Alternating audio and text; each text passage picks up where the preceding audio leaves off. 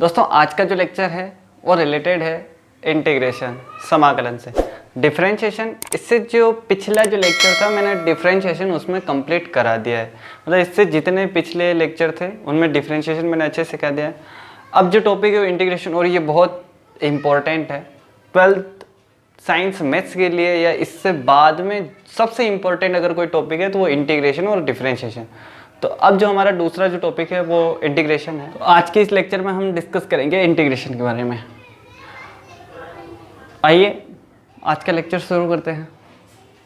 दोस्तों ये जो समाकलन या इंटीग्रेशन जो वर्ड है ये रिलेटेड है समाकलन अगर हम इस वर्ड को तोड़े तो ये होगा सम प्लस आकलन, और अगर हम सम वर्ड का मीन देखें तो ये रिलेटेड होता है संकलन से।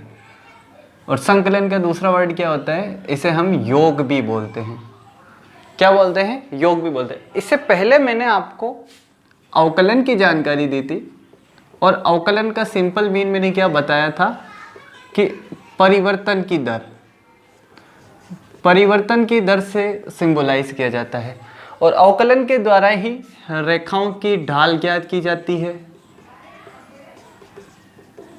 और वस्तुओं की स्थिति,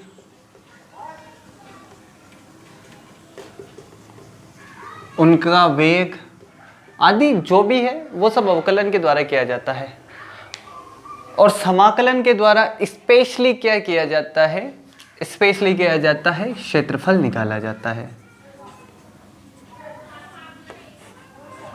अब क्षेत्रफल कैसे निकाला जाता है, क्या निकाला जाता है, तो वो समाकलन की प्रोसेस होती है, वो हम बाद में डिस्कस करेंगे। पहले स्पेशली समाकलन का मतलब क्या होता है वो समझते हैं। अच्छा, इसके लिए एक थोड़े से मैं आपको थ्योरेटिकल पोर्शन बता देता हूँ कि समाकलन का मीन क्या होता है। तो जैसे मान लो कोई f(x) एक फलन है, अगर मैं लिखूँ ये कोई i अंतराल है। अच्छा, i अंतराल आप ऐसा भी ले सकते हो और एक ऐसा भी होता है। अब ये दोनों अलग अलग टाइप के हैं। इसे बोला जाता है, इसे खुला अंतराल बोला जाता है, ओपन इंटरवल बोलते हैं, और इसे बंद अंतराल बोला जाता है। तो ये जो होते हैं, मान लो कोई f(x) एक फलन है, i अंतराल में ये जो प्रत्येक बिंदु है, i अंतराल का प्रत्येक बिंदु है, उस पर ये मान लो अवकलनीय है। क्या कंडीशन मैंने क्या बोला कि मान लो f(x) एक फलन है जो कि i अंतराल के प्रत्येक बिंदु पर अवकलनीय है। तो जब हम इसका अवकलन करते हैं तो हमें क्या प्राप्त होता है? अवकलज प्राप्त होता है। क्या प्राप्त होता है? अवकलज प्राप्त होता है। अब समाकलन का मतलब होता है अगर ऐसी प्रोसेस या ऐसी प्रक्रिया जिसके द्वारा आप इस अवकलन से पुनः फलन ज्ञात कर लो।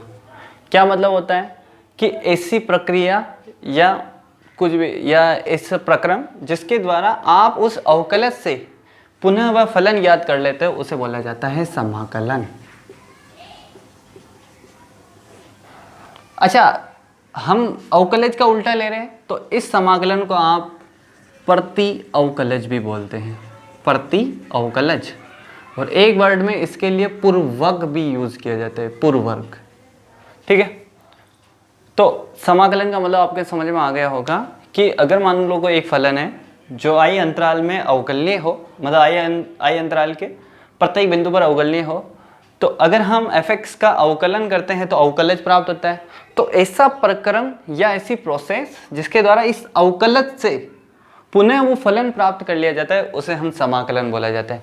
और समाकलन का मीन मैंने बता ही दिया है। समाकलन का मतलब क्या होता है? संकलन या योग होता है। और स्पेशली इसका यूज किस में होता है? तो क्षेत्रफल। और मैं अगर आपको बताऊं, जैसे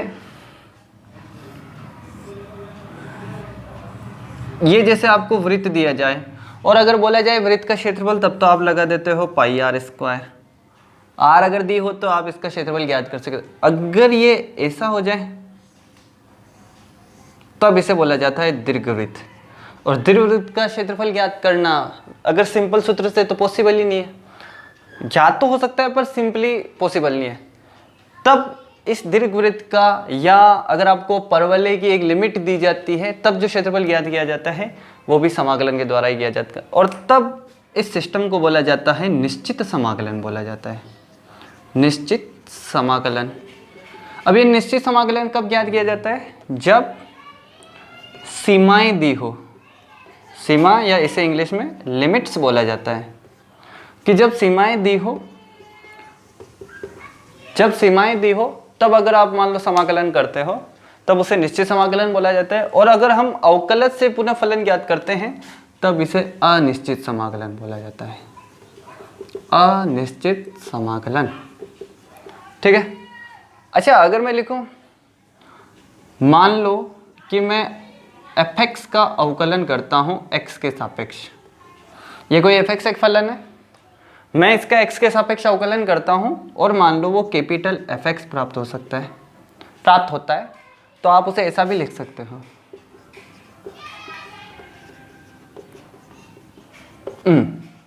और ये जो सिंबल होता है इसे ही बोला जाता है समाकलन। तो अगर हम इसके लिए लिखेंगे तो क्या लिखेंगे? x के सापेक्ष अवकलन, x के सापेक्ष अवकलन। इसका मतलब ये क्या हो जाएगा? x के सापेक्ष समाकलन।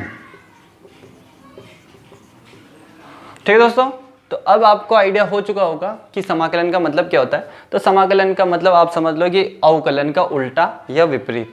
हम किसी फलन का अवकलन करते हैं तो जो प्राप्त होता है उसे अवकलज बोला जाता है, और अगर हम उस अवकलज से पुनः उस फलन को प्राप्त करते हैं तब उसे प्रति अवकलज या समाकलन बोला जाता है। समाकलन का स्पेशल यूज किस में किया जाता है? तो ऐसे समतलीय वक्र, एक वर्ड और यूज कर लीजिए, समतलीय वक्र, जिनका क्षेत्रफल ज्ञात करना मतलब थोड़ा सा कॉम्प्लिकेट हो, डिफिकल्ट हो, कठिन हो, तब उनका जिस विधि द्वारा क्षेत्रफल ज्ञात किया जाता है तो उसे हम समाकलन बोलते हैं।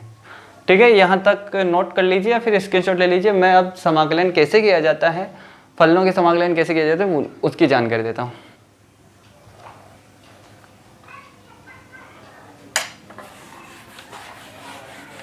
जैसे पहले हमने एक सूत्र देखा था ये,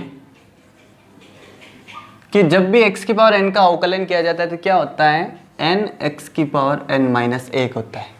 तो अब आप इस सूत्र को ऐसा बोलेंगे कि जब x की पावर n का इंटीग्रेशन किया जाता है तब वो होता है x की पावर n+1 बटा n+1। और हाँ, एक वर्ड c और लिखना है, और ये जो c होता है ये क्या होता है? इसे समाकलन स्थिरांक बोलते हैं, समाकलन स्थिरांक या अचरांक भी बोलते हैं। अचरांक का मतलब अचर अंक। ठीक है। अच्छा, थोड़ी सी वापस मैं जानकारी दे देता हूँ। अगर मान लो आप इसे ऐसा लिखते हो और ये प्राप्त होता है, ये जो होता है इसे समाकल्य बोलते हैं, समाकल्य, और इसे समाकल बोला जाता है। तब ये हो जाता है समाकलन स्थिरांक हो जाता है। क्या बोला जाता है? इसे समाकल्य, समाकल, और इस c को समाकलन स्थिरांक बोला जाता है।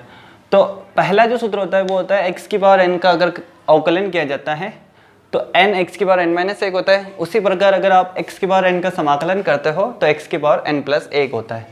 दूसरा, अगर आप मान लो c कोई अचर है, इसका जब अवकलन करते हैं तो वो 0 होता है। तो यहाँ जनरली ऐसा लिखा जाता है कि जब आप c का इंटीग्रेशन करते हैं, अब देखिए c का इंटीग्रेशन नहीं होता है, वो अचर है, इंटीग्रेशन dx का होता है और dx का इंटीग्रेशन x होता है। ठीक है। नेक्स्ट देखिए, अब जैसे मैं एक दो उदाहरण देता हूँ आपको। अच्छा, मैं एक जनरल उदाहरण देता हूँ इससे रिलेटेड, कि हमने पहले देखा था कि d/dx अगर हम sin x का अवकलन करते हैं तो वो क्या होता है? cos x होता है। आप इसी को उल्टा लिख दीजिए, अगर आप cos x को इंटीग्रेशन करोगे तो वो क्या हो जाएगा? sin x हो जाएगा, और प्लस c। जब भी आप अनिश्चित समाकलन करोगे, मतलब आपको लिमिट नहीं दी होगी, तब आप इस c का यूज करोगे, और c को क्या बोलते हैं? समाकलन स्थिरांक बोलते हैं। ठीक है। जैसे हम जनरली एक उदाहरण देखते हैं।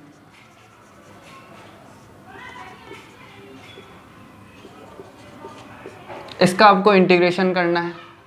अब इंटीग्रेशन में सिंपल सिस्टम, जैसे अवकलन में अलग अलग क्या किया जाता है वैसे भी इंटीग्रेशन में किया जाता है। तो आप इसे ऐसा लिख दीजिए कि इस dx को इसके साथ भी लिख दीजिए और इसके साथ भी। और मैंने बताया, देखो अवकलन में भी जो कांस्टेंट होता है वो बाहर आ जाता है, समाकलन में भी कांस्टेंट बाहर आ जाता है। अब x की पावर 2 का अवकलन समाकलन करना है, तो देखिए x की पावर n का समाकलन क्या होता है, x की पावर n प्लस 1 बटा n प्लस 1। तो इस हिसाब से इसका क्या हो जाएगा, x की power 2 plus 1 upon 2 plus 1 plus 2। x का इंटीग्रेशन करेंगे तो वही x की power 1 plus 1 upon 1 plus 1 plus c। तो ये देखिए x की पावर 3, ये 2 और 1 3, ये 2, x की पावर 2 अपॉन 2 प्लस c, ये 2 से 2 कैंसर, x की power 3 upon 3 x square plus c, ये इसका आंसर। ठीक है, तो अब आपको सिंपली समाकलन का मतलब समझ में आ ही गया होगा कि अगर हम किसी फलन का अवकलन करते हैं तो जो फलन प्राप्त होता है उससे अवकलज बोला जाता है, और अगर हम उसी अवकलज का समाकलन करते हैं तो पुनः वह फलन प्राप्त हो जाता है, तब हम समाकलन को प्रति अवकलज भी बोलते हैं। ठीक है, नोट कर लीजिए।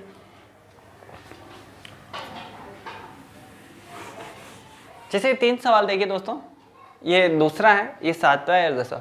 मैं जो अभी सवाल बता रहा हूँ ये अभी जो आरबीएससी बोर्ड की किताब जो अभी 2021 में चलेगी उसके अनुसार बता रहा हूँ। तो ये 7.1 अभी जो प्रश्नावली है वो 7.1 है जो 2014 के लगभग चलती थी, मैं उसके अनुसार बता रहा हूँ। और मैं जो अभी पिछले साल जो चलती उसके अनुसार भी सवाल बताऊँगा, तो मैं मिक्स कर दूँगा, आप देख लेना आपके हिसाब से। तो ये 7.1 है, ax प्लस बी का होल स्क्वायर dx। अब देखिए स्क्वायर दे रखा है तो आप डायरेक्ट इंटीग्रेशन नहीं कर सकते हो, पहले स्क्वायर करो। तो हमें पता है a प्लस बी का होल स्क्वायर, a का स्क्वायर 2ab प्लस b का स्क्वायर। इस हिसाब से इसका क्या हो जाएगा, a square x square b square 2ab और x, और इसका dx के सापेक्ष इंटीग्रेशन। a ये देखिए a का स्क्वायर b का स्क्वायर 2ab, तो ये देखिए a स्क्वायर तो कांस्टेंट है बाहर, ये x स्क्वायर dx, ये b स्क्वायर कांस्टेंट बाहर dx, ये 2ab कांस्टेंट बाहर और x dx। तो ये a स्क्वायर और x स्क्वायर का इंटीग्रेशन x की पावर 3/3, मैंने बता दिया है x की पावर n का इंटीग्रेशन x की power n plus 1 upon n plus 1। तो इस हिसाब से x की पावर 2 प्लस 1 अपॉन 2 प्लस 1, तो x की पावर 3/3, ये भी इसका dx का इंटीग्रेशन मैंने पीछे बताया x होता है, ये 2ab और x का integration x square upon 2 plus c, ये 2 से 2 कैंसर। तो ये देखिए a स्क्वायर x की पावर 3/3, ये ab x square plus b square x plus c, ये इसका आंसर। ठीक है, ये सवाल देखिए, मैं एक्स स्क्वायर का गुणा कर देता हूँ, तो ये एक्स स्क्वायर माइनस, देखिए एक्स स्क्वायर कैंसिल, ये 1 और ये dx। अब अलग अलग कर दीजिए दोनों को, तो एक्स स्क्वायर का इंटीग्रेशन x की पावर 3/3, dx का इंटीग्रेशन x प्लस c, ये इसका आंसर है। कितना इजी है, समाकलन बोलते हैं, और बहुत इंपॉर्टेंट टॉपिक है, आपके फिजिक्स में भी बहुत काम आएगा। ये देखिए √x माइनस 1/√x का होल स्क्वायर dx, तो अभी बताया मैंने पीछे, पहले स्क्वायर करना है। और ये क्या है, a माइनस बी का होल स्क्वायर, तो a का स्क्वायर b का स्क्वायर माइनस 2ab, तो ये 2, अच्छा √x से √x कैंसिल हो जाएगा, तो 2ab मतलब वही 2 बच गया। और क्या करेंगे, dx के सापेक्ष इंटीग्रेशन, तो इसे ऐसा लिख दीजिए।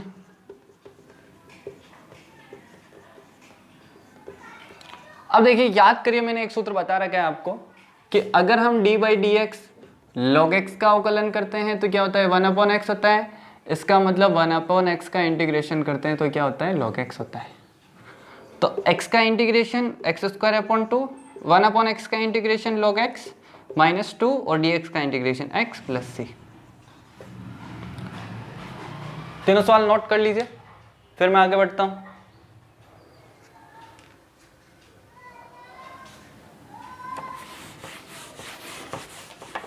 ठीक है दोस्तों, आज का जो मैंने टॉपिक बताया, जो सूत्र बताया, उसके आधार पर ये तीनों सवाल आपको करने हैं। ये 11वां सवाल है, 12वां सवाल है और ये 14वां सवाल है। इसी सूत्र पर आधारित है, तो आप कर लेना। और इसके बाद हम त्रिकोणमिति के फलनों के समाकलन वो कैसे करते हैं तो वो सीखेंगे। वीडियो अच्छा लगा हो तो लाइक, शेयर एंड कमेंट। मिलते हैं नेक्स्ट लेक्चर में। Thank you.